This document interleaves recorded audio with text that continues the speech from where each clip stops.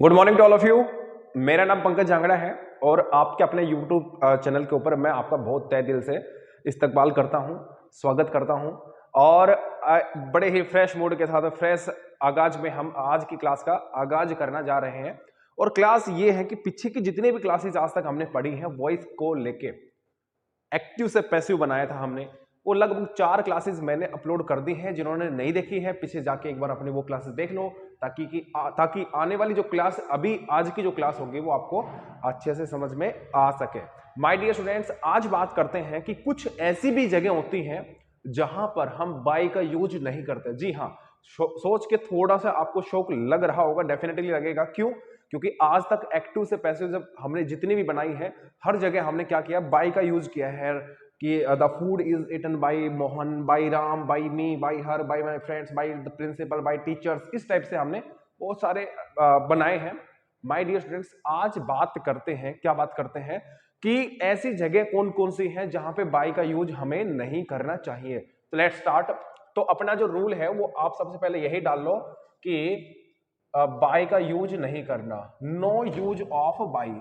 ये लिखेंगे no use of by. अब देखो, बाई को हम अगर बाई पढ़ना चाहते हैं तो उसको कॉमा के अंदर क्लोज कर लीजिए ताकि आपको अच्छे से वो चीज समझ में आए कि हाँ बाई को बाई यूज कर रहे हैं हम लोग। ठीक है, बाई का यूज कब नहीं करते हैं और बाई का यूज नहीं करते हैं तो फिर किसका यूज करेंगे बाई की जगह पे? तो देखो, बाई क्या है? एक प्रेपोजिशन है। माय डियर स्टूडेंट्स, बाई एक प्रेपोजिशन है।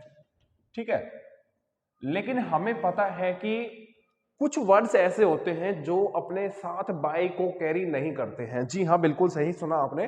कुछ वर्ड्स ऐसे होते हैं जो अपने साथ बाई को कैरी नहीं करते हैं, तो किसको कैरी करेंगे? देखिए, और वो कौन कौन से वर्ड होते हैं? सबसे इंपॉर्टेंट जो वर्ड लिख रहा हूं, नॉन, KNOWN। प्यारे बच्चों, नॉन के साथ कभी भी बाई नहीं आता। नॉन के साथ हमेशा किसका यूज करना है? टू का यूज करना है। चाहे आपका पैसिव वॉइस में बाई दे रखा हो लेकिन आपको बाई को हटा के किसका यूज करना है? टू का। नॉन के साथ किसका यूज करना है? आपको टू का यूज करना है आपको। उसके बाद बात कर लेते हैं और कौन से वर्ड है, जैसे कंटेंट है। कंटेंट के साथ बाई का यूज ना करके हमेशा इन का यूज करना है, इन का। ठीक है, और देखते हैं और कौन से वर्ड हो सकते हैं प्यारे बच्चों। जैसे अपने साथ अपने पास वर्ड है सरप्राइज्ड। सरप्राइज के साथ क्या आता है? हमेशा एट आता है। ऐसे ही शॉक्ड अगर आ जाए तो शॉक्ड के साथ इसके साथ भी एट आएगा। ऐसे ही अगर और बात कर ले, सरप्राइज्ड है, शॉक्ड है, ठीक है, एस्टोनिस्ड है। एस्टोनिस का मतलब भी क्या होता है? आश्चर्यचकित होना। इसके साथ भी किसका यूज करेंगे? एट का यूज हम लोग करेंगे। ऐसे कुछ एक वर्ड है जैसे प्लीज्ड है। प्लीज का मतलब खुश होना। देखो, प्लीज का मतलब यहाँ पे कृपया नहीं है, प्लीज का मतलब खुश होना। इसके साथ विद का यूज करेंगे। डिसप्लीज्ड अगर आ जाए, डिसप्लीज्ड, तो डिसप्लीज के साथ एट का भी यूज करते हैं, विद का भी यूज करते हैं। अगर आपका किसी इंसान की बात कर रहा हो तो एट आएगा पर्सन के लिए।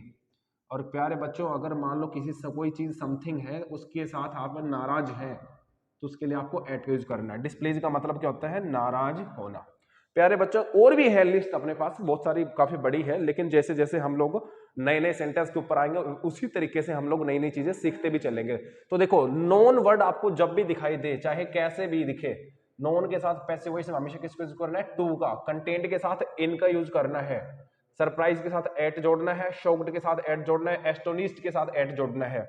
प्लीज के साथ विद आएगा। डिस्प्लीज के साथ विद आएगा। ठीक है, ऐसे मैरिज वाला जो सिस्टम है, मैरिज, MARRIAGE, मैरिज, लेकिन थर्ड फॉर्म हो जाएगी इसके मैरिड हो जाएगी, मैरी, मैरिड, मैरिड।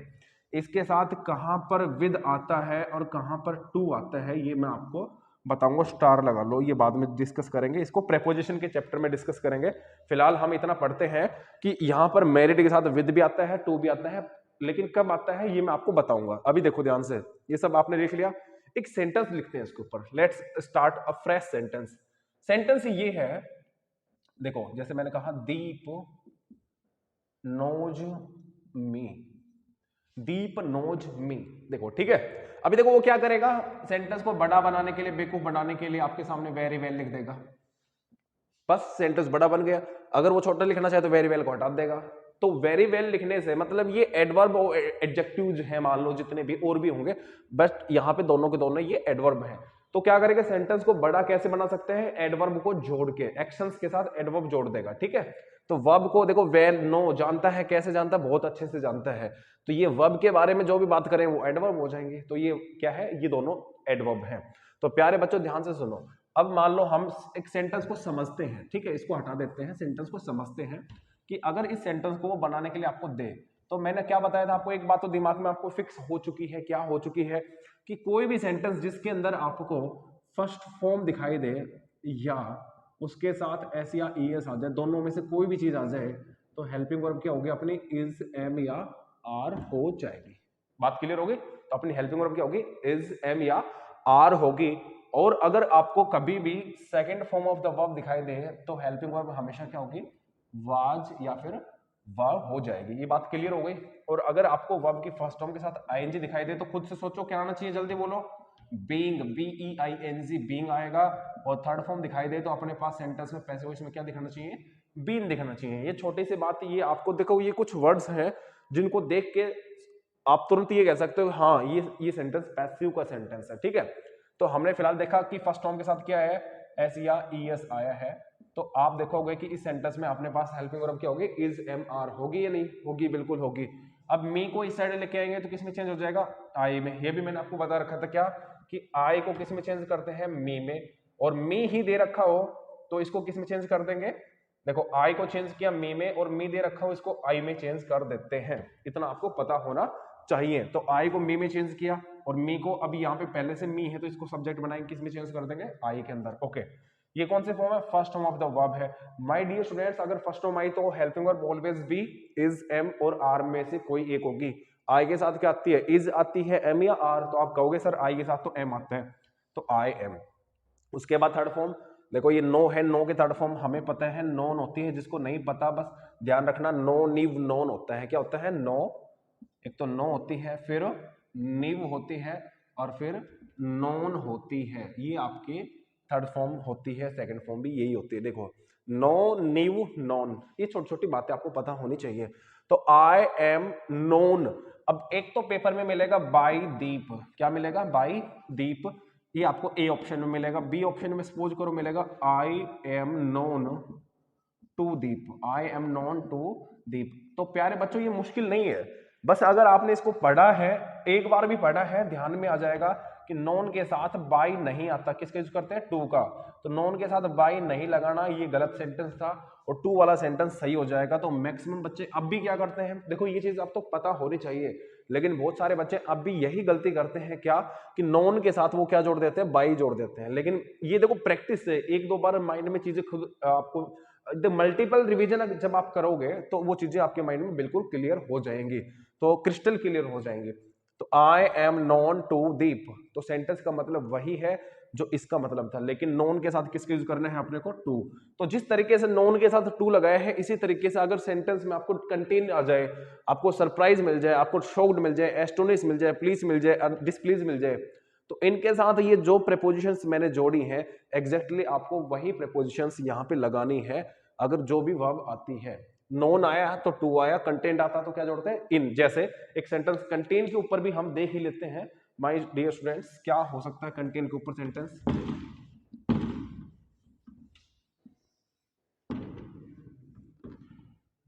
देखिए सेंटेंस ये है,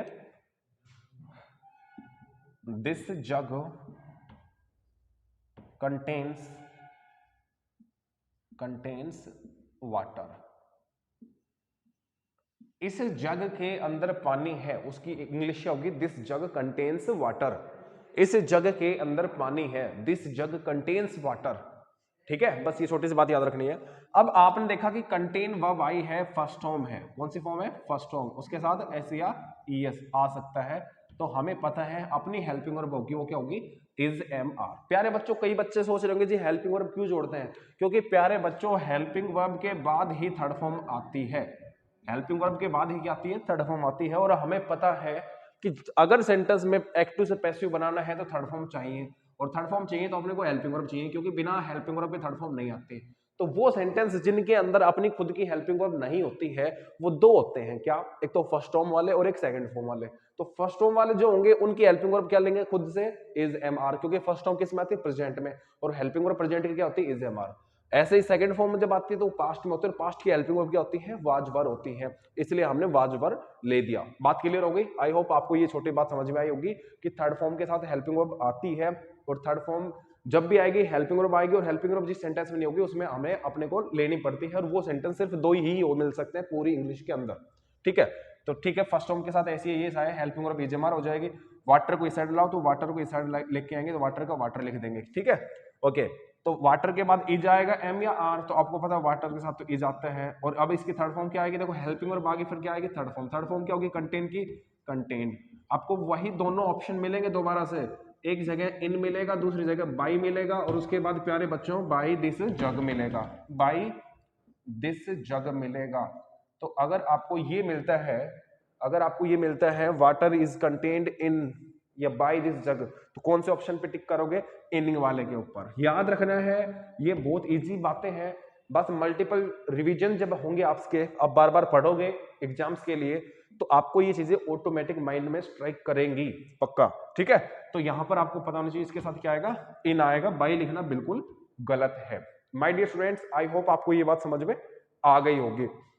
एक सेंटेंस और ले लेते हैं प्लीज और डिसप्लीज को लेके, ताकि आपको कंफ्यूजन ना हो, फिर इसको मिटा देंगे ताकि आपको अच्छे से समझ में आ जाए चीजें। मेरा मेन मोटिव आपको चीजें समझाना है, रटवाना नहीं है। ठीक है, तो आप कोशिश करो कि चीजों को समझो, ना कि रटो, क्योंकि आप बचपन से आज तक रटते आए हो। 6th क्लास में एक्टिव पैसिव आ जाते हैं, 7th में, 8th में, 9th में, 10th में, 11th में, 12th में, फिर बच्चे ग्रेजुएशन परस्यू भी कर रहे हैं, तो ग्रेजुएशन का फर्स्ट, सेकंड, थर्ड, लेकिन अब तक उनको एक्टिव पैसिव बनाना नहीं आया। ये इतने रॉकेट साइंस नहीं है, इतनी बड़ी बात नहीं है कि आपको समझ में ना आए, लेकिन आपको सिर्फ इतना आइडिया नहीं है कि चीजें इतनी आसान होने के बावजूद भी हम लोग इनको मुश्किल मान के और गलत कर देते हैं। ठीक है, तो एक बार कम से कम इन चीजों को ध्यान से पढ़ो। अगला जो सेंटेंस मैं लिखता हूं, सेंटेंस ये है, जैसे she placed her mother, she pleased her mother, या हर मदर प्लीज्ड हर, ऐसे लिख सकते हैं। तो इसमें देखो पहले ध्यान से एक बात बताता हूं, सब्जेक्ट ढूंढो क्या है। सब्जेक्ट क्या है इसमें? शी। वर्ब क्या है? प्लीज्ड। कौन सी फॉर्म है ये? Second form. कैसे पता चला? क्योंकि ईडी लगा हुआ है। ठीक है, शी प्लीज्ड हर मदर। प्यारे बच्चों, ऑब्जेक्ट जो है वो कंप्लीट है, हर मदर। मैंने उस दिन भी बताया था, आज भी बता रहा हूं। बहुत सारे बच्चे क्या मान लेते हैं? मदर को ऑब्जेक्ट मान लेते हैं। बिल्कुल मदर ऑब्जेक्ट है, लेकिन क्या ये अकेला मदर है? नहीं, मदर से पहले हर भी है। तो कोई भी सेंटेंस जिसमें, कोई भी सेंटेंस जिसके अंदर आपको माई आ जाए, अवर आ जाए, योवर आ जाए, हिज आ जाए, या हर आ जाए, या देयर आ जाए, या इट्स आ जाए, या फिर किसी भी नाम के साथ अपोस्ट्रोफ एस आ जाए, तो डेफिनेटली आपके इनके बाद लिखा हुआ जो वर्ड होगा उसको भी ऑब्जेक्ट मानेंगे, और इन वर्ड्स को भी, मतलब इनको साथ साथ लिखेंगे, इनको कभी अलग नहीं करेंगे। ठीक है, कभी सोचो कि भाई मदर को हटा देंगे, इस साइड ले आएंगे, फिर हर की कोई वैल्यू नहीं होगी। इसलिए जब भी ये किसी चीज नाउन के अगर से पहले आते हैं तो इनको कंप्लीट को ऑब्जेक्ट मानेंगे, कंप्लीट को ही सब जो भी मानेंगे वो सब इनको कंप्लीट मानेंगे। ठीक है, तो देखिए ध्यान से, अब इनको हम बनाते हैं, क्या बनाते हैं? देखिए, इसकी पैसिव बनाते हैं। तो ऑब्जेक्ट क्या है? मदर या माई? Her mother. तो हर मदर है, तो हर मदर का हर मदर लिखना है। बच्चे कंफ्यूज्ड ना हो कि सर ये शी मदर क्यों नहीं किया। प्यारे बच्चों, ये जो हर है ना, ये ऑब्जेक्ट नहीं है, ये एडजेक्टिव है। जैसे आपने सुना होगा आई, माई, मी, शी, हर, हर, आपने ये पक्का सुना होगा। तो प्यारे बच्चों, ये जो हर, ये वाला जो हर है ना, ये बीच वाला हर है, और ये वाला जो हर है ये ऑब्जेक्ट वाला हर है। तो मी ऑब्जेक्ट होता है, ये हर भी ऑब्जेक्ट होता है, आई सब्जेक्ट होता है, शी भी सब्जेक्ट होता है। ये जो बीच में जो बातें लिखी गई हैं, ये किसी शब्द के साथ आती हैं, किसी नाउन के साथ आती हैं, इसीलिए ये ऑब्जेक्ट नहीं है। अगर ये ऑब्जेक्ट होता तो मैं इसको शी लिख देता। बात क्लियर हो गई? इसलिए ऑब्जेक्ट नहीं, बीच वाला है, ये एडजेक्टिव होते हैं, एडजेक्टिव्स को साथ लिखा जाता है, चेंज नहीं किया जाता है। तो हमने क्या किया? Her mother, she pleased her mother को कैसे करेंगे? Her mother. अब कौन सी फॉर्म है ये? Second form. इसमें हेल्पिंग वर्ब नहीं है, तो पास्ट की हेल्पिंग वर्ब क्या होगी? वाज या वर। तुम हर मदर के साथ क्या आना चाहिए? वाज आना चाहिए। फिर थर्ड फॉर्म क्या होगी इसकी? थर्ड फॉर्म प्लीज्ड की थर्ड फॉर्म भी क्या होती है? प्लीज्ड ही होती है, थर्ड फॉर्म भी सेम होगी, हर मदर वॉज प्लीज्ड। अच्छा अब देखो, हर मदर वॉज प्लीज्ड, अब ऑप्शन है बाई हर या फिर बाई की जगह विद हर। तो प्यारे बच्चों आपको पता है कि प्लीज्ड के साथ क्या लगाते हैं, विद, क्योंकि प्लीज का मतलब यहाँ पे क्या है, खुश करना। प्लीज मीन्स क्या होता है, खुश करना होता है प्लीज, और डिसप्लीज कर दिया, उल्टा कर दिया, नाराज कर दिया। डिसप्लीज का मतलब क्या करना, नाराज करना। तो her mother was pleased, by her की जगह क्या आएगा, विद हर हो जाएगा। बाई को हम यहां से रिमूव कर देंगे। आई होप आपको ये इतनी सी छोटी सी बात तो समझ में आ गई होगी। तो देखिए आगे इसको मिटाता हूं, तब तक आप नए देखना, नए सेंटेंस।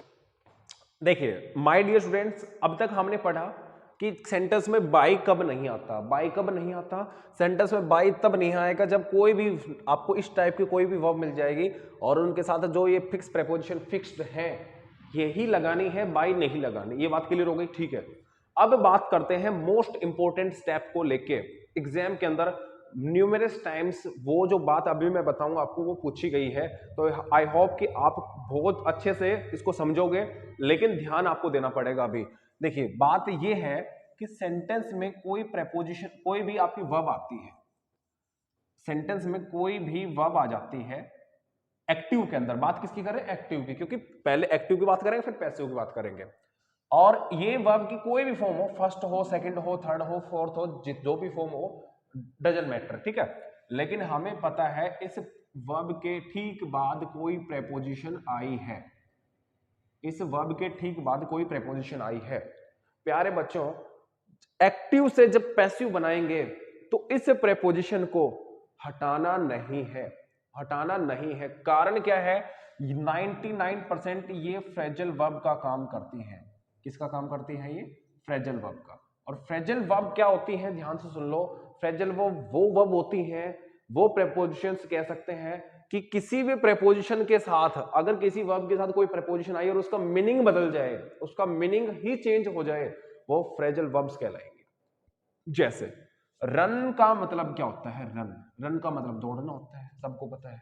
लेकिन रन के साथ अगर ओवर जोड़ दूंगा, क्या जोड़ दूंगा, ओवर, तो इसका मतलब होता है कुचल देना। क्या होता है इसका मतलब, कुचल देना। मतलब ये हुआ अब इसका दौड़ना जो वर्ड था खत्म हो चुका, अब ये ओवर इसके साथ जैसे ही जुड़ा इसका मीनिंग बदल गया। तो प्यारे बच्चों वो क्या करेगा सेंटेंस में, आपको पता नहीं चलेगा क्योंकि आप बिगिनर हैं, आप फ्रेशर हैं। जो बच्चे थोड़े से भी एक्सपीरियंस्ड हैं पढ़ाई को लेके वो समझ सकते हैं मैं क्या कहना चाहता हूं, लेकिन जो फ्रेशर है वो ध्यान दे कि रन का मतलब दौड़ना था, ओवर जोड़ते इसका मीनिंग बदल गया।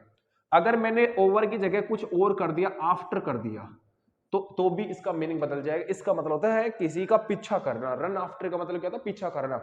आपने कमेंट्री सुने होगी क्रिकेट की या फुटबॉल की कमेंट्री, उसमें क्या होता है कि बॉल के पीछे पीछे कोई खिलाड़ी भागता है, तो हम कह सकते हैं जैसे Virender Sehwag is running after the ball. Running after the ball का मतलब बॉल के पीछे पीछे भागने लग रहा है। तो प्यारे बच्चों रन आफ्टर का ठीक एग्जैक्ट मीनिंग क्या होता है, पीछा करना किसी चीज का। रन ओवर का मतलब क्या होता है, कुचल देना होता है, ठीक है। तो ये अगर प्रीपोजिशन आई है तो सीधी बात सेंटेंस में इनका मीनिंग भी कुछ फिर डिफरेंट ही होगा। अगर मीनिंग डिफरेंट है तो अगर इनको हटा दिया, मान लो अब रन ओवर सेंटेंस में आया है और मैंने ओवर को हटा दिया, तो सीधी बात ये हो जाएगी कि इसका मतलब बदल जाएगा और सेंटेंस में मीनिंग चेंज नहीं कर सकते।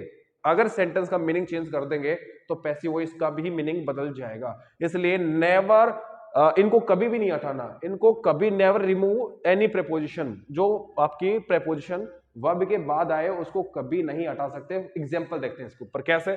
सेंटेंस यही रन ओवर का लेते हैं, जैसे a car ran over a dog. A car ran over a dog. देखो रन की सेकंड फॉर्म क्या होती है, रन। रेन थर्ड फॉर्म क्या होती है, रन। मतलब फर्स्ट फॉर्म और थर्ड फॉर्म तो सेम होती है लेकिन सेकंड फॉर्म बदल जाती है। तो ये कौन सी फॉर्म है, सेकंड फॉर्म है।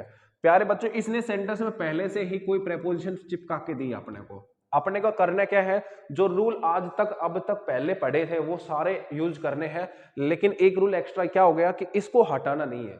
ये कोई एक्स्ट्रा रूल नहीं है, बस इसको हटाना नहीं है। जो भी प्रेपोजिशन वो लगा के देगा वो हमें फॉलो कर रही है। कैसे, जैसे मैंने कहा अब इसको डॉग को इस साइड लेके आओ, डॉग को इस साइड लेके आएंगे तो ए डॉग, ए डॉग, ठीक है। उसके बाद ये कौन से form, second form. Helping verb क्या होगी, सेकंड फॉर्म की was. A dog was. Run की थर्ड फॉर्म क्या हो जाएगी, run rain. Run third form क्या होगी, रन। अब एक तो सेंटेंस में देगा आपको यही, a dog was run by A car, हो गया। अच्छा दूसरा सेंटेंस क्या देगा, दूसरा सेंटेंस में आपको ये लगा के देगा a dog was run over A car. तीसरा जो सेंटेंस देगा वो क्या करेगा, a dog was run over भी देगा और बाई भी देगा, बाई ए कार। तो माय डियर स्टूडेंट्स आपको ये बात बिल्कुल दिमाग में रखनी है क्या, कि एक्टिव वॉइस के अंदर, एक्टिव वॉइस के अंदर अगर आपको रन के बाद या किसी भी वर्ब के बाद कोई प्रीपोजिशन दी है तो उसको चेंज नहीं करना, उसको हटाना भी नहीं है, चेंज भी नहीं करना है। तो इसने क्या किया, हटा दिया, तो सेंटेंस क्या हो गया, गलत हो गया। दूसरी बात, इस सेंटेंस में आया है ओवर, बिल्कुल आया है, लेकिन बाई कहां है, बाई तो आया नहीं। कई बार हम क्या सोचते हैं सर डबल प्रीपोजिशन, हाँ डबल नहीं ट्रिपल भी आ सकते हैं, 4 प्रीपोजिशन भी एक साथ आ सकती हैं, अभी दिखाएंगे अगले वाले सेंटेंस में। तो a dog was run over, over तो आया लेकिन इसने बाई को गायब कर दिया, अब की बार बाई को गायब कर दिया। तो प्यारे बच्चों बाई को गायब कर दिया तो ये भी सेंटेंस गलत हो गया। बात करते हैं थर्ड सेंटेंस की। थर्ड सेंटेंस क्या कहता है, a dog was run over, देखो रन ओवर भी आया है और बाई भी आया है, मतलब ये सेंटेंस अपना बिल्कुल सही हो गया। तो इसका मतलब ये है कि कहता है एक कार ने एक कुत्ते को कुचल दिया, ठीक है। तो सीधी बात ये है उसकी सेंटेंस के पैसिव वॉइस यहां पर सेटिस्फाई हो रही है, ऊपर वाले दोनों सेंटेंस में हमने कुछ ना कुछ मिस कर दिया था। अगले सेंटेंस पे आते हैं, तब तक आप इसको उतार लीजिए। देखिए सेंटेंस ये है ही लेट्स बाई मनी, देखो ध्यान से सुनना, ये एक्टिव का है कि पैसिव का। बहुत सारे बच्चों को तो इस चीज को लेके कंफ्यूजन हो गया होगा, क्यों, उनको लगता है सेंटेंस में पहले से बाई आ गया। प्यारे बच्चों क्या आज तक हमने जितने भी सेंटेंस पढ़े हैं एक्टिव से पैसिव बनाने में, क्या उन सेंटेंस में सिर्फ बाई ही लगाते हैं पैसिव बनाते समय? नहीं, इसका मतलब उसमें थर्ड फॉर्म भी होनी चाहिए, उसमें सब्जेक्ट का ऑब्जेक्ट भी होना चाहिए, ऑब्जेक्ट का सब्जेक्ट भी होना चाहिए, उसमें कुछ हेल्पिंग वर्ब्स भी होने चाहिए। फिर बाई तो सबसे लास्ट का काम है, बाई ना भी हो तो भी काम चल जाए, मानते हो? तो क्या सिर्फ बाई से पैसिव बन जाएगी? नहीं। तो मतलब क्या है, आंख खोल के ध्यान से देखो, सेंटेंस पैसिव का नहीं सेंटेंस एक्टिव का ही है, लेकिन इसमें जानबूझ के कंफ्यूजन करने वाली बात यह है कि इसमें जानबूझ के उसने बाई लिख दिया।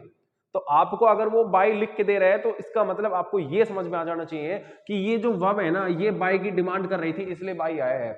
हमें इस बाई से कोई मतलब नहीं है, ये तो आएगा ही आएगा, ये तो आएगा ही आएगा, इसके अलावा जो रूल रहेगा वो भी आएगा। अब देखते हैं प्यारे बच्चों, ये जो वर्ड है लेट बाई, लेट बाई इसका मतलब होता है सेव करना, बचाना। क्या मतलब होता है इसका? बचाना। लेट बाई का मतलब क्या होता है? बचाना।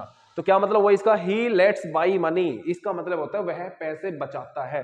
वो चाहता तो सीधा यहाँ पे सेव्स लिख सकता था, तो सेंटेंस हो जाता ही सेव्स मनी, आप तुरंत बना देते, कोई रूल ही नहीं था, बिल्कुल सही। लेकिन रूल अब जो पढ़ रहे हैं उसके ऊपर रूल ये कहता है कि सेंटेंस में पहले से प्रेपोजिशन आई है। मैंने क्या कहा? प्रेपोजिशन आई है। प्रेपोजिशन आपकी क्या क्या हो सकती है? इन हो सकती है, ओन हो सकती है, अपॉन हो सकती है, ओवर हमने दे ही लिया, एट हो सकता है, बाई भी हो सकता है। देखो मैंने क्या कहा? बाई भी हो सकता है, प्रेपोजिशन कोई भी हो सकती है। तो ही लेट्स बाई मनी, सेंटेंस बनाएंगे तो क्या बनाएंगे? मनी को इस साइड लेके आओ, पहला काम हो गया। आगे बोलो, लेट कौन सी फॉर्म है? First form. क्या बताया था? फर्स्ट फॉर्म के साथ एस या ईएस आए, चाहे फर्स्ट फॉर्म आए, हेल्पिंग वर्ब क्या रहेगी? Is am are. I hope आपको समझ में आ गया होगा, बार बार बताने की जरूरत नहीं पड़ती, खुद भी सोचा करो। ये सारी बातें मैं बताऊं या आप भी सोचोगे थोड़ा बहुत? देखो मनी, उसके बाद इज, लेट की थर्ड फॉर्म बता रखी है, कौन सी क्या होती है third form? Let. Let let let same होती है, लेट की first form, second form, third form, everything is same. तो मनी इज लेट। अब लेट के साथ क्या इसने बाई दिया है? दिया है भाई, तो ये तो हम ये मान लेंगे तो एक ही बात हुई, ठीक है। अब रूल क्या कहता है? अब आपको एक तो सेंटेंस मिलेगा, ए ऑप्शन तो मिलेगा, ये money is let by him, एक तो ये हो जाएगा, और दूसरा ये हो जाएगा मनी इज लेट बाई, फिर से बाई हिम। अब आज तक हमने ये नहीं देखा कि 2 बार बाई आ गया, तो बच्चे क्या करते हैं? सेंटेंस को देखते ही तुरंत ये कर देंगे कि भाई ये तो हो गया गलत, अब हो सकता है ये सही होगा, लेकिन हमने गलत को सही मान लिया था, इसलिए ऊपर वाला सेंटेंस गलत, क्योंकि इसमें लेट बाई लगाया जो है, तो बाद वाला बाई कहां गया? और इसको बाद वाला मानेंगे तो इसने जो यहां पर बाई दिया था फिर वो कहां गया? मैंने क्या कहा कि इनको हटाना नहीं है यहां पे, चाहे कुछ भी आए, ठीक है। तो पहले वाला सेंटेंस अपना गलत हो गया, और ये 2 बार वो जो बाई का जो चक्कर था वो सही है। आप कहो सर 2 बार बाई क्यों आ गया? क्योंकि अभी बार बार यही बता रहा हूं कि ये जो बाई है ये तो लेट के साथ था, और ये जो बाई आज तक हम सेंटेंस को रूल के हिसाब से पढ़ते हैं वो बाई है जो ऑब्जेक्ट से पहले लगाते हैं। तो बात समझ में आ गई? Money is let by by him, ये लिखा गया सेंटेंस आपका सही हो जाएगा। आई होप आपको ये सेंटेंस समझ में आ गया होगा। लास्ट सेंटेंस इसके ऊपर पढ़ते हैं, फिर आपका सिस्टम आज का खत्म करते हैं।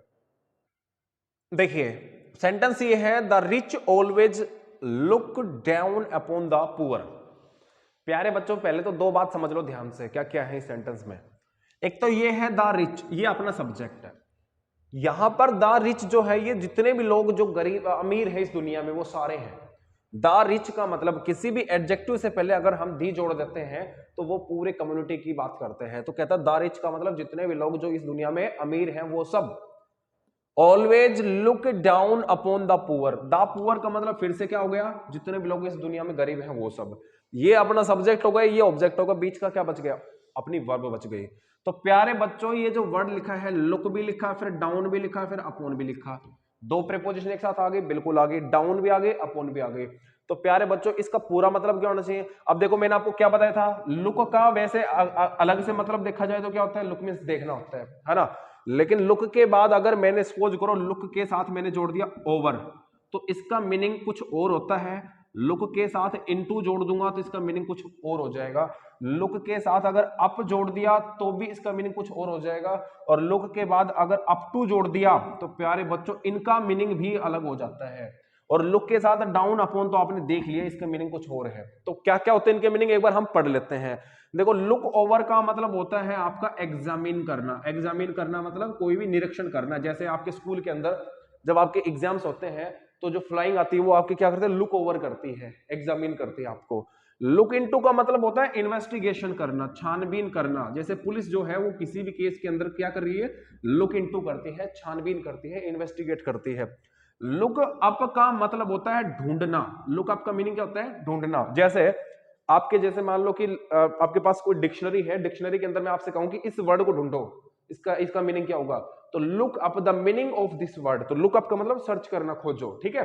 कोई भी चीज आपके पास है अगर वो खो गई है तो उसको क्या करते हैं, लुक अप करते हैं, ठीक है। लुक फॉर भी होता है, लुक फॉर का मतलब भी क्या होता है, खोजना होता है, लुक फॉर, ठीक है। खोई हुई आपकी जो चीज थी वो खो गई, उसको ढूंढना क्या होता है, लुक फॉर होता है। डिक्शनरी से कोई चीज ढूंढना क्या होता है, लुक अप होता है, ठीक है।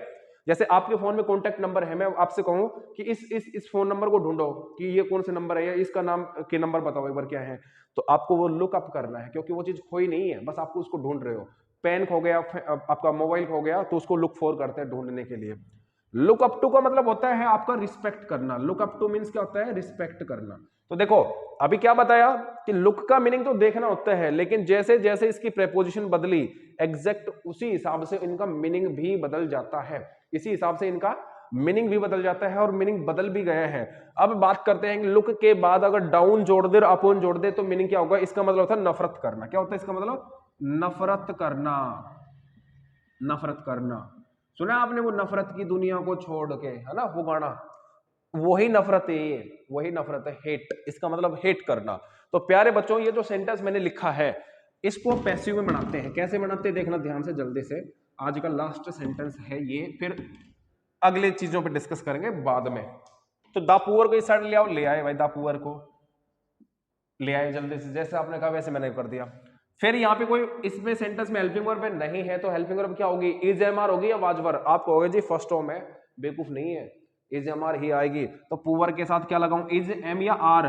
तो प्यारे बच्चों याद रखना यहां पर एक गरीब आदमी नहीं है, वो तो सारे गरीब आदमी, इसलिए क्या आएगा, आर। यही चीज पेपर में आती है, कई बार इज लगा देते हैं, तो ये भी ध्यान रखना है। सब्जेक्ट वर्ब एग्रीमेंट के चैप्टर के अंदर मैं आपको पढ़ाऊंगा।